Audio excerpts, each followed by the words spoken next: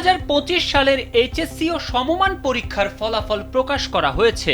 গড় পাশের হার 58.83%। বৃহস্পতিবার সকাল 10টার দিকে দেশের 11টি শিক্ষা বোর্ডে একযোগে ফলাফল প্রকাশ করা হয়। এর মধ্যে পাশের হারে সবচেয়ে পিছিয়ে পড়েছে কুমিল্লা শিক্ষা বোর্ড। এ বোর্ডে পাশের হার 48.86%। আর পাশের হারে এগিয়ে আছে ঢাকা শিক্ষা বোর্ড। এ বোর্ডে পাশের হার 64.62%।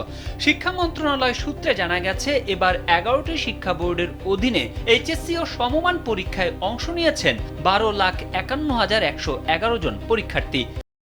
International Standard University, New Dimensions in Education. এর মধ্যে ছাত্র 6,18,015 জন এবং ছাত্রী 6,33,096 জন। দেশের 2,797টি কেন্দ্রে পরীক্ষা অনুষ্ঠিত হয়।